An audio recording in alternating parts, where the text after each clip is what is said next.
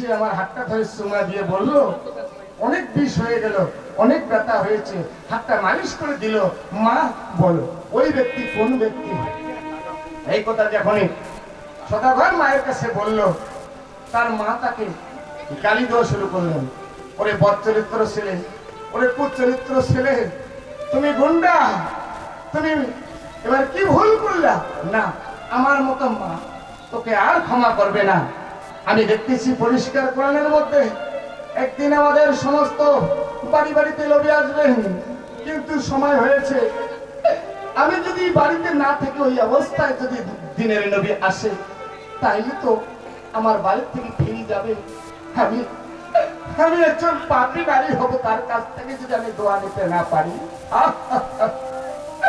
তাই বলছে, তুমি মনে হয় তুমি ওই আল্লাহর নবীর গালে মনে হয় থাপ্পড় মেরেছো। আমি জানতে পেরেছি, আমি জানতে পেরেছি। তাই দেখো, আমি আর তোর মতো ছেলের মুখ দেখতে চাই না। পাঙ্কা ঘুরো পাবো। তাই এমন সময় কি হইল, ওরে প্রাণের ভাই, সেদিন দেখো এবার সদাগর মায়ের গালি শুনি তাই সেদিন দেখো গালি দিল। আহারে সদাগর রাগ করিয়া কি কর্ম দিল। এবার ঘরের মধ্যে ঢুকিলেন, একটা তরোয়াল হাতে নিয়া তরোয়ালটা নিল। এবার বাম হাত দিয়ে তুলিয়া ডান হাতটা মাটিতে দিলেন শোয়াইয়া, একটা বাম হাতটা দিয়ে একটা কোমরের সঙ্গে সঙ্গে হাতটা দিলেন কাটিয়া। ডান হাতটা অর্ধেকটা কেটে দিল। সেই দিন সদাগর বলছে, আমি যে হাত দিয়ে পাপ করেছি, আমি একজন পাপী ছেলে হয়ে একজন লোভের গেলে আমি থাপ্পড় মেরেছি। না, এ ভুল, এ ভুল আমি করতে চাই না। তাই বলছে যে হাতটি করেছি পাপ, সেই হাতকে আমি করবো না মাপ। তাই দেখো সঙ্গে সঙ্গে হাতটা অর্ধেকটা কেটে দিল।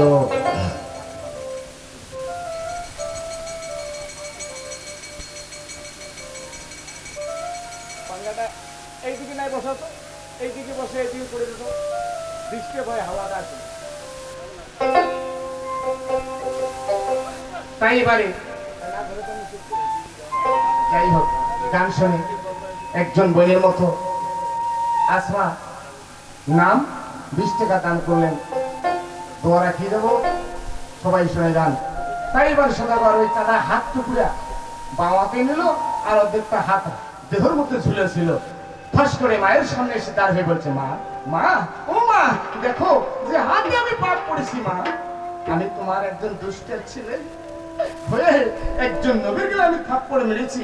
না, এ কোনোদিন হতে পারে না। সে পাপী হাতটাই আমি কেটে দিয়েছি। সদাগরের মা তখন চিন্তায় পড়িয়া গেল। বাবা বাবা করে ডাক দিতেছি, পিসি পিসি আরো। আরে সদাগর যেদিকে নবী তাই চলিতেছিল, সেই দিকে সদাগর এবার দেখো যাইতে লাগিল। যায় আর জিজ্ঞাসা করে ৭০-৪৩ জামা গায়ে, মাথায় একটা সাদা পাগড়ি, মুখে তার সৌন্দর্য দাড়ি। ও ভাই, ও মা, কেউ জানো তোরা এই ব্যক্তি কোন দিক থেকে গিয়েছে? যদি কেউ জানো একটু বলো মা, আমি তার কাছেই চলে যাব। রাস্তার পাশে পাশে যত বাড়ি ঘর ছিল সমস্ত নারী পুরুষ দেখিতে লাগিল। একটা হাতের অর্ধেকটা কাটা, রক্তই রক্ত ছেঁড়া বেড়া, আর হাতে টুকরা বাঁ হাতে নিয়া এবার দৌড় দিতেছে। রক্ত দিয়ে এবার দেহটা তার ছেঁড়া বেড়া হইয়া গেছে। এমন সময় এদিক মধ্যে এক মসজিদে গিয়া নামাজের সময় হয়ে গেলেন। মসজিদের পাশে আল্লাহর নবী তাই বা নামাজ পড়তে গেলেন। মসজিদের অগল বগল গিয়া এদিক মধ্যে ওই সদাগর জিজ্ঞাসা করতেছে। এক ভদ্রলোক বলল, হ্যাঁ, এইরকম একজন ব্যক্তি মসজিদে প্রবেশ করেছেন নামাজ পড়ার জন্য। তো এবার উনি সত্যি না আর দ্বিতীয় কেউ হতে পারে? একটু ধৈর্য ধরো, অপেক্ষা করো, তাই একটু পরে বার হবেন। সময় নিয়ে থাকতে থাকতে আল্লাহর নবীর নামাজ শেষ হয়ে গেলেন। বাহির হলো, বাহির হওয়া মাত্র সদাগর এবার নবীজি নবীজি বলে তার পায়ে পড়ে চোখের পানি ছেড়ে দিয়ে কাঁদতে লাগলেন। হুজুর, তাই তুমি আল্লাহর নবী, আমি যে অন্যায় করেছি, আমি যে পাপ করেছি, আমি সেই পাপ থেকে মনে হয় মাপ হতে পারবো না। আমাকে মাফ করো, আমাকে মাফ করো।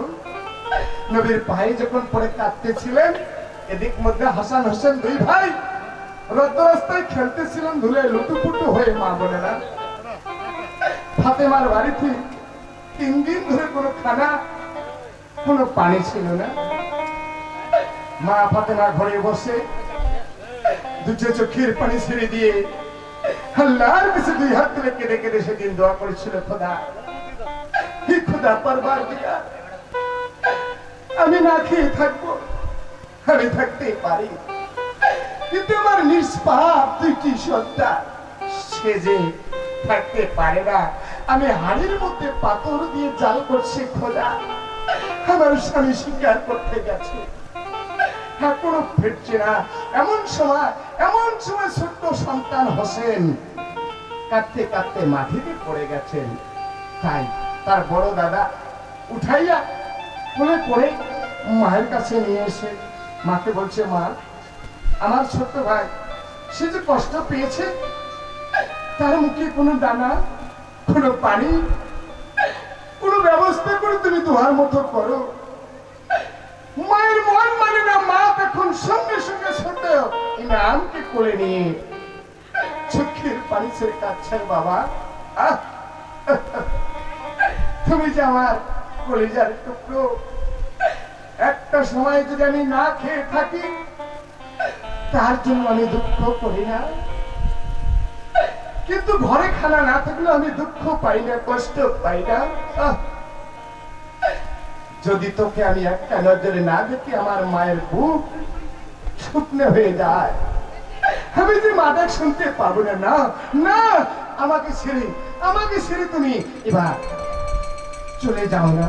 ছোট সন্তানটাকে করে নিয়ে সেদিন মা আল্লাহর কাছে হাত তুলে কাঁদছে, খোদা, আমার নিষ্পাপী সন্তানগুলো না খেয়ে আছে, আমার স্বামী যেন হরিণ শিকার করতে গেছে, যেন শিকার নেবে।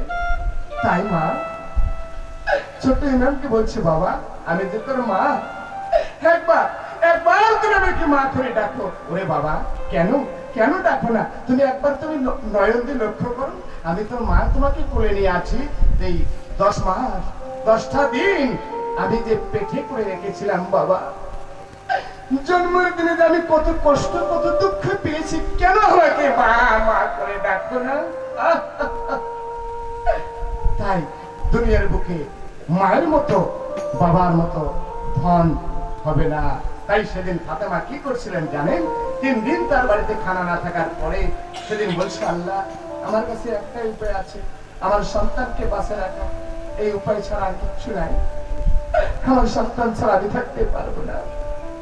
মায়ের এই মুখের জিহ্বা সেদিন বাইর করে সন্তানের মুখে লাগিয়ে দিয়ে কোলে নিয়ে বলছি, বাবা, এতদিন তুমি আমার ছোট্ট কালের তনের দুধ খেতে,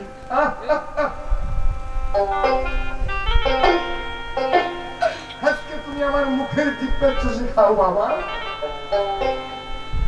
আমি তো তোর কষ্ট দেখতে পাই না। সেই হযরত ফাতেমার চোখের জল ছেড়ে তার সন্তানকে কোলে নিয়ে বলছে,